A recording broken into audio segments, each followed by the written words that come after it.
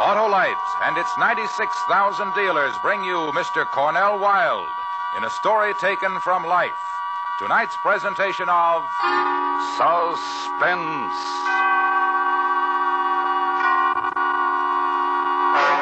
Tonight, Autolite presents The Flame, the terrifying study of a pyromaniac, starring Mr. Cornel Wilde.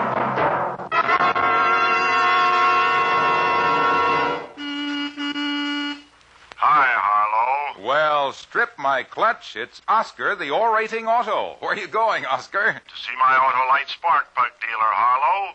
Winter's coming fast, and I want to be ready for it. Then not a bit too soon for a change of oil and grease, antifreeze. And check those spark plugs, too. You said it, Johnny Plug Check. The spark plugs are the heart of your car's ignition system. If they're right, your chances of starting are better than ever, even in coldest weather. If they're not right, Harlow... Well, then, my curious car, your Autolite spark plug dealer will recommend ignition-engineered Autolite spark plugs to give you smoother performance, quick starts, and gas savings. Well, I'm off to visit my Autolite spark plug dealer, Harlow. Right, and friends, you should, too. You can quickly find his name by calling Western Union by number and asking for Operator 25. She'll tell you the name of your nearest Autolite spark plug dealer who's ready to winterize your car. And remember, from bumper to tail light, you're always right with Autolite. And now, with The Flame and the performance of Mr. Cornel Wilde, Autolite hopes once again to keep you in suspense.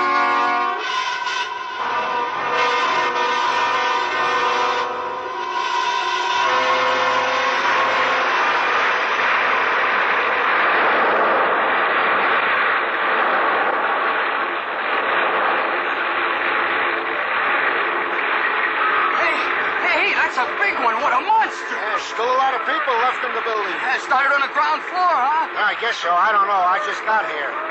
You know, mister? The first floor. What a mess. Wonder how it got started. Oh, some joker in bed with a lit cigarette. I probably fell asleep. No, that wasn't the way it started. Oh, wasn't it? Hey, you mean... It'd take more than a little cigarette to start a fire like that. But the whole apartment building's just about gone. Maybe the guy who owns the building started it, for the insurance and all. He didn't have anything to do with it. Hey, look at it burn with it. It makes kind of a pretty pattern against the sky, though, doesn't it? Pretty Hey, are you kidding? Hey, what are you doing? What? I said, what are you doing with that paper? Oh, I'm drawing. I'm drawing a picture of the fire.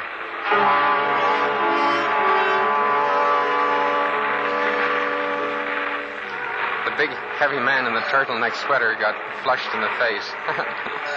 Red, just like the fire across the street. It was burning big now, and it went climbing high, way up so high it was going to touch off the sky, too. And just when it reached its peak, they put it out. Then there were big, black, ugly clouds of smoke. But I had the picture I'd drawn of the fire, just a pencil sketch. I'd colored when I got home, just the way I remembered it, with reds, oranges, and pinks. So I go home. But when I get there, my sister Mary Lee is still up. She's in her robe. She should be in bed. She has to get up and go to work early in the morning. Why is she up at this hour? Andy? Yes, Mary Lee? Where have you been all night?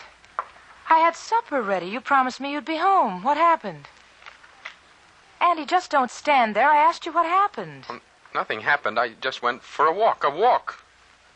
What are you so upset about? Nothing. Just leave me alone, Mary Lee. Do you have to nag at me all the time? I'm not nagging you, Andy. I'm just worried, and I get nervous when I worry, that's all.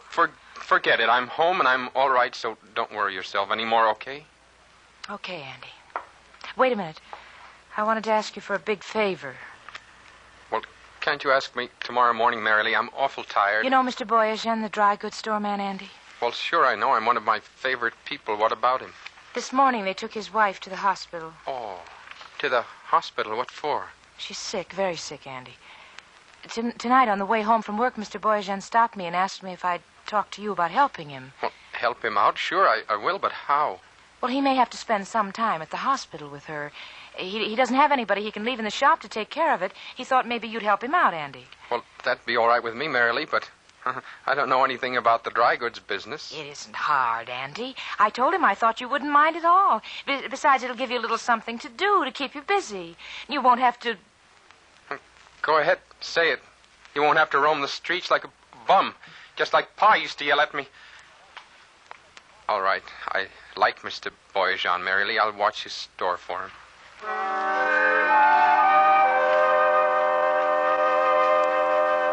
Mr. Boyajan was a man who looked like Santa Claus.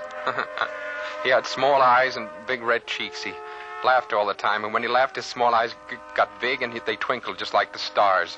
Or the flash of a flame when you strike a match and it suddenly flares up with colors and warmth, and you get a funny sensation in your stomach.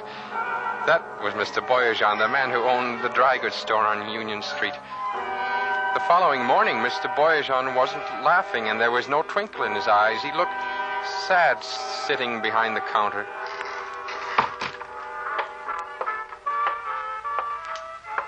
Mr. Boyajan? Oh, Andy, it's you. Hello. Excuse me, Andy. My mind, it's not on what's happening. It's on this music. I'm far away when I listen. The music? Yes. It's the kind of music that the missus and I used to dance to when we was like your age. It's a folks dance, Andy, from the old country. It's pretty. I like it.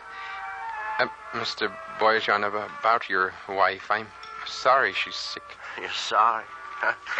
Everybody is sorry, Andy. The whole neighborhood. Everybody tells me how sorry they are. But me, I'm sorry most of all. Is it very serious? Yes, very. Well, don't worry. They'll take good care of her at the hospital, I know. Oh, I'm sure they will. She'll have the best there is to offer. Well, she would if I could afford it. Afford it? Yes. You see, this sickness needs a special kind of doctor. This special doctor costs extra money. Oh. And it's the kind of money that I, as proprietor of this small dry goods store, do not have. I wish there was something I could do. Oh. You're a good boy with a good heart, Andy. I wish I could have had a son like you. Oh, well, thank you, Mr. Boyajan. Gee, thanks. I don't make the money I used to make. I can't work as hard. Sometimes I think I would be better off if this place should burn down and I should get the insurance money. Insurance money? Yeah, from the fire insurance company. I never thought of that. You never thought of what, Andy? What I meant was that I never thought of things like fire insurance. Of course. To do a thing like this, to even wish it is against the law. Fire insurance is for the protection. Of course. Well, Andy, if you have come to stay, I will go to the hospital. Well, go right ahead, Mr. Boyajan. I'll take care of everything. You just leave everything to me.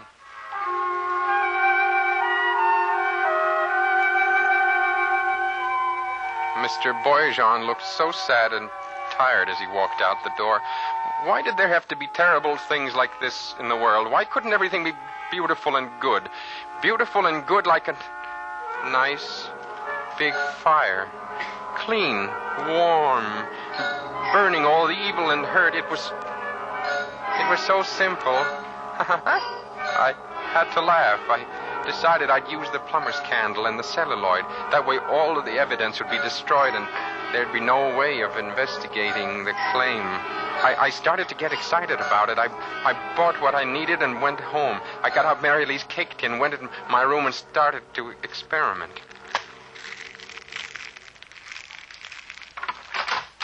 Andy, I wonder if you'd run down... What are you doing? What? What are you doing? Trying to start a fire? Well, nothing, Mary Lee. Nothing at all. Just a little gag. Gag? With my best cake tin. Oh, I'm sorry. Gag for what? Well, Needles and Needles. we had... Andy, you've been down at that pool room again, haven't you? So? Andy, what's the matter with you? Why aren't you like other men? What do you mean? I mean other fellows your age. They're out getting jobs, doing things. All you do is hang out at that pool room down by the Sound. Take walks at night. Draw pictures. What's wrong with my drawing pictures? Does it offend you? I don't know. I'm so disgusted I don't know anything. You're so right. You don't know anything. You're just like Pa. You look like him and you act like him. You don't know anything. You're just like Pa. Shut up. You get out of my room. Get out before I kill you.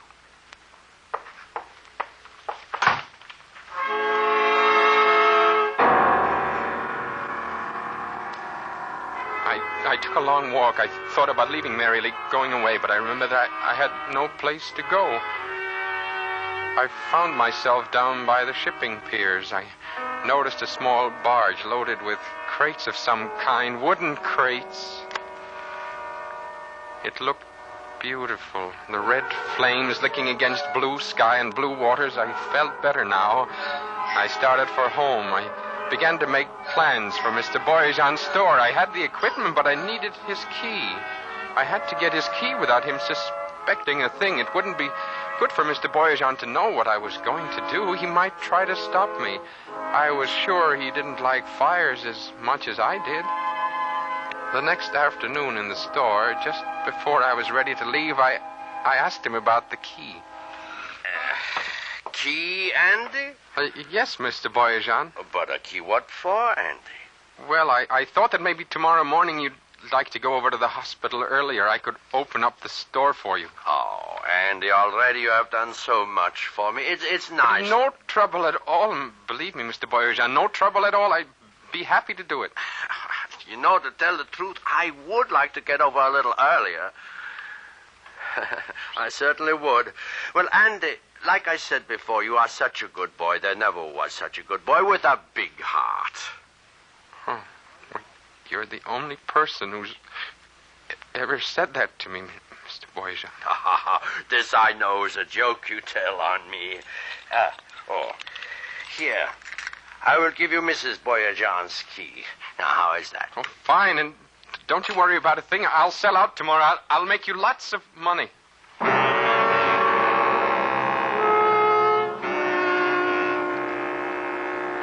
I joked with Mary Lee at dinner that night. It surprised her, but it put her in a good mood. The nice part about the plumber's candle was that I could measure it to burn at any time. An hour would be plenty of time. About 9:30, I told Mary Lee I was going down to the corner drugstore for a few minutes. And down on Union, I waited until the block was almost deserted. Then I let myself into the dry goods store. Mr. Boyajan had a crate of little girls' dresses he just received. It would be perfect tinder. I lined the strips of celluloid up and set the plumber's candle on top of the crate. Then I struck a match and lit the candle. I watched the flame burn for just a moment. Then I went back up to the apartment and waited.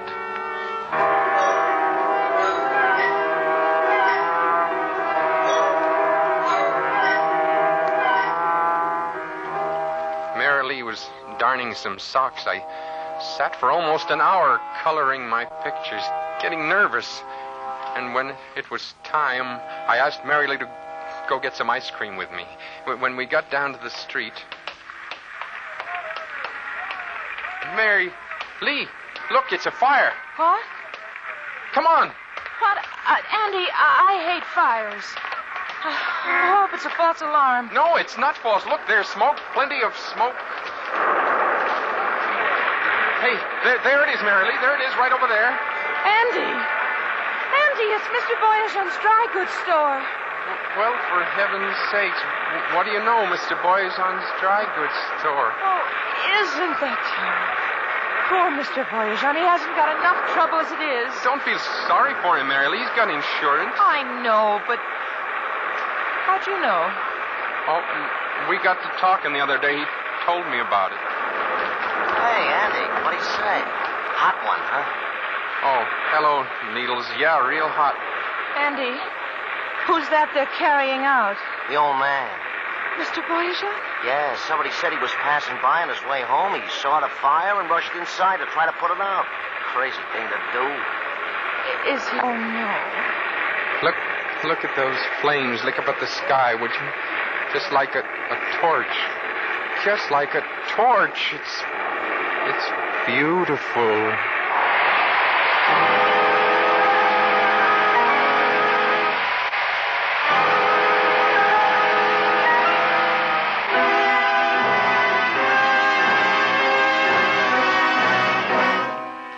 Autolite is bringing you Mr. Cornel Wilde in The Flame, tonight's production in radio's outstanding theater of thrills, Suspense. Say,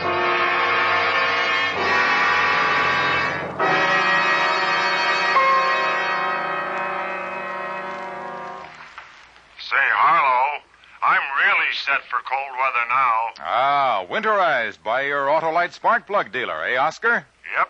He changed my oil, grease, and put in antifreeze. And check those spark plugs, too. And that's important, Johnny Plug Check. When spark plugs are right, your chances of starting are better than ever in cold weather. And mine are really right, Harlow. My Autolite spark plug dealer replaced my worn-out spark plugs with world-famous Autolite spark plugs. For smoother performance, quick starts, and gas savings.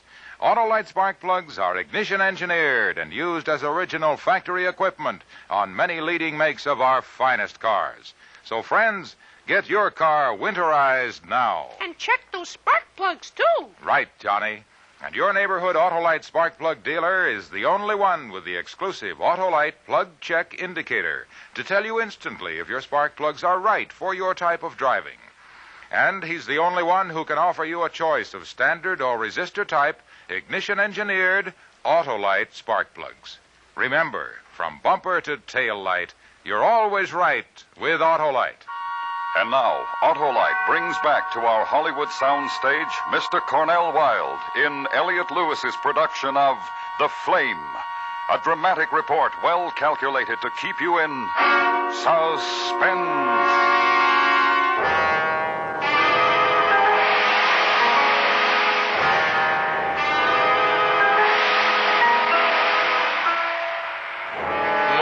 Everybody in our neighborhood felt sorry about poor Mr. Boyajian. I wish he hadn't tried to put out the fire. I didn't go to the hospital with Mary Lee to see his wife, but I did go to Mr. Boyajian's funeral a couple of days later. He didn't look worried anymore. Instead, he looked very peaceful lying in his casket. I must admit I did feel some remorse, but the thing that bothered me most of all was the fact I hadn't been able to draw a picture of the fire. It was the following Friday night that I dropped into the pool room down near the Sound. Needles was all alone. Hi, Hotshot. Hi, Needles. Want to play some pool? Okay. Hey, where you been? I've seen you around since the funeral. Oh, here and there. Uh-huh. Hey, you shoot first, Andy. Okay. Hey, you know, that was tough about old man Boyajian, huh? Too bad. He shouldn't have tried to put it out. You know, at first I thought the old guy started it himself. You know, to collect the fire insurance dough. But I guess he didn't.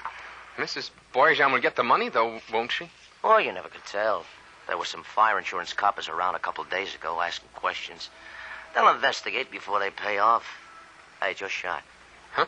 Oh, yeah. Yeah, they talked to a lot of people in the neighborhood. Did they talk to you, Andy? You were working for him, weren't you? Helping him out so he could go to the hospital. They'll probably find out if it was a cooked-up thing or not. What do you mean, cooked-up thing? Well, you still can't toss out the idea that maybe Boyajian himself started the fire. He didn't. How do you know? He got burned, didn't he? Maybe he got caught or trapped, couldn't get out. Hey, your shot, Andy. That's ridiculous. He couldn't have started it. How do you know? He couldn't have. He just couldn't have. Why? Because he... Yeah, Andy? Because? Nothing. Shoot, Needles. Because you started it? Is that maybe why? I said shoot, Needles. What did you want to do, Andy? Help the old guy out? I said shoot. Well, that was right decent of you, Andy. And a mighty fine job, too. How much were you in for? I wasn't in for anything. Shoot. Sure, just for kicks, huh? Listen, Needles, don't get me mad. Hey, put down that cue. I was only kidding. You start fires just for kicks, huh, Andy? That's a laugh. Sure, Andy. Don't get sore. I was only kidding.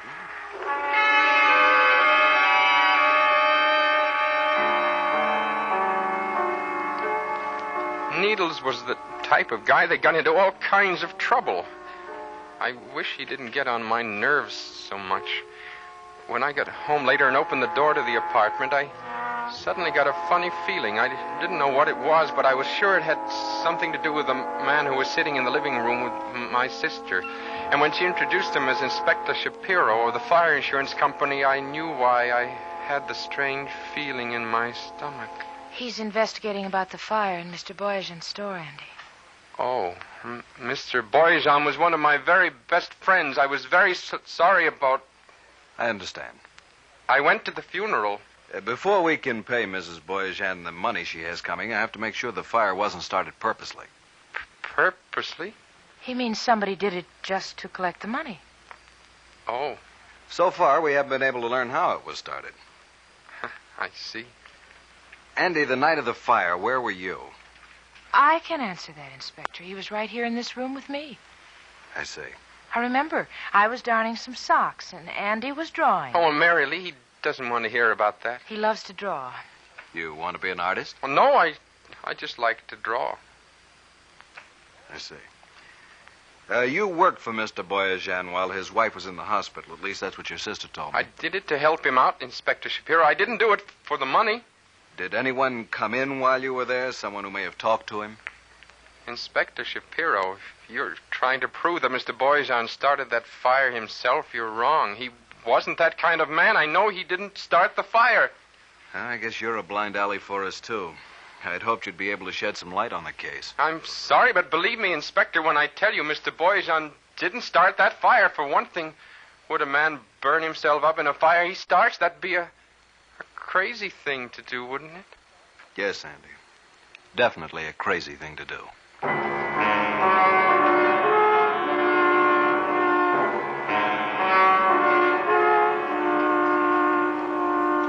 Inspector Shapiro was not a stupid man. I could see that. I was going to have to be a little more careful for a little while anyway, until the investigation was over. I hoped that nothing would go wrong, that Mrs. Boyajian would get the money. About 2 weeks later, I saw Needles was standing in front of the pool room down near the Sound. He called me over, said he had something very important to talk to me about. We went in the back room of the pool room. He closed the door and... Cigarette, Andy? You know I don't smoke, Needles. Of course not, pal. Of course not. Well, Hotshot, how's fire bugging these days, huh? Is that supposed to be a cute remark, Needles? What's the matter? Can't you take a little kid? Not that kind. What's the idea of striking the matches? Huh? Oh, it's just a nervous habit, I guess. Yeah, it's a nervous habit. Pretty flame, huh, Andy? Say what you have to say. I was thinking about poor Mrs. Boyajian, Andy. What if they hold up the claim, huh? Poor Mrs. Boyajian. Stop speaking in riddles. I got a friend, Andy. He owns a small warehouse a couple of blocks from here. He don't make much money with his small warehouse, and he'd like to get rid of it. One night his place burns down, just like that. He's very, very sad. But then he gets happy because he collects quite a bit of fire insurance. Fire insurance? Yeah, fire insurance. My friend would pay good money if his warehouse burned down. Good money. He would? You could help out poor Mrs. Boyajian, Andy. I don't know. And just think of the fun you'll have. A flame, and you'll make it. I'll make it. That's right, Andy.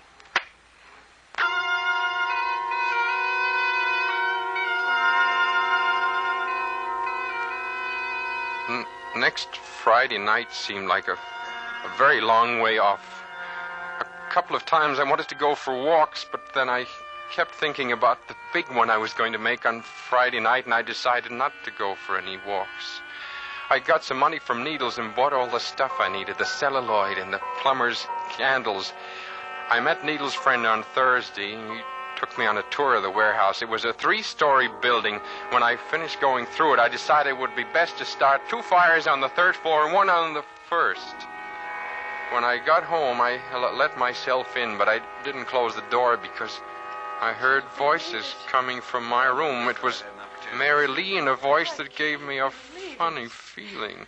You never bothered to look at this scrapbook? Why? He draws pictures. Your brother's a very dangerous man. I never suspected anything. I never bothered to look at the pictures he's drawn. He'll have to be turned over to the authorities. They'll give him proper medical treatment. He's a dangerous man with a dangerous sickness. I got to call Needles.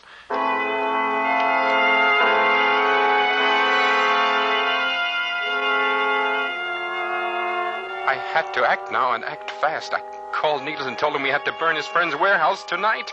Tomorrow night would be no good because I'd have to leave Seattle now. He didn't want to at first because we hadn't planned it that way, but then he finally agreed. He met me in front of the warehouse a little before 9.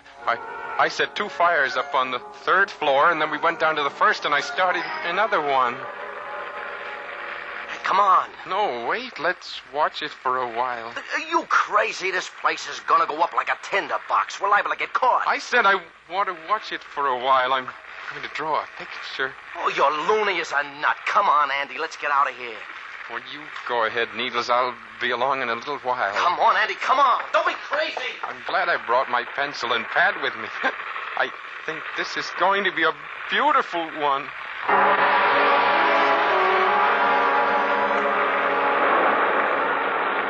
And it was. It had wonderful colors. The flames were all around me now. Not an awful lot of smoke here inside the building. Just flames. Beautiful colors. Just beautiful. Reds, deep reds and blues, greens, yellows. I had a feeling this was going to be my best picture. The most beautiful flames I'd ever seen. Thrilling. And the picture now, just one big flame.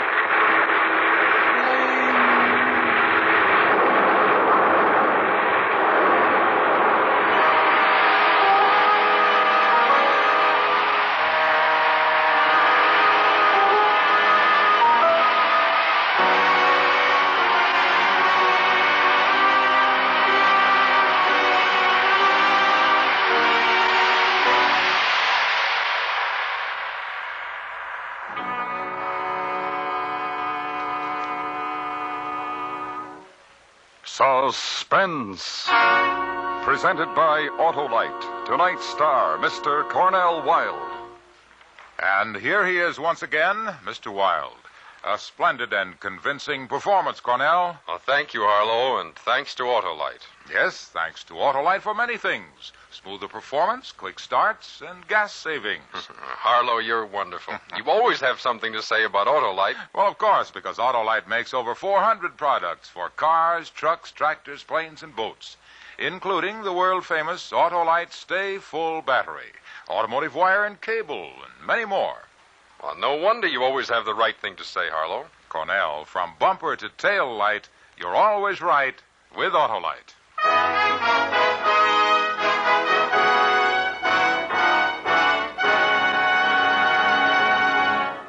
Next week on Suspense, our star will be Mr. Ray Milland in another story based on actual events concerning a British gunboat trapped by communist fire 100 miles from help. A dramatic report we call The Log of the Marne. In weeks to come, we shall also present Mr. Richard Woodmark and Mr. John Lund, all on Suspense. Suspense is produced and directed by Elliot Lewis, with music composed by Lucian Morowick and conducted by Lud Gluskin. The Flame was written for Suspense by Richard George Pedicini. In tonight's story, Cathy Lewis was heard as Mary Lee, Sidney Miller as Needles, and Joseph Kearns as Boyajan. Featured in the cast were Harry Bartell, Bert Holland, and Charles Calvert.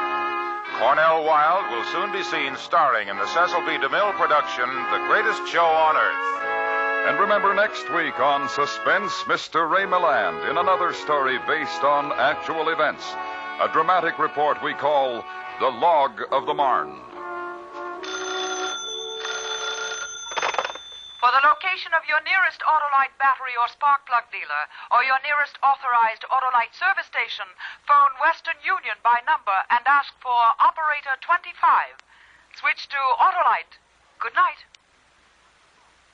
This is the CBS Radio Network.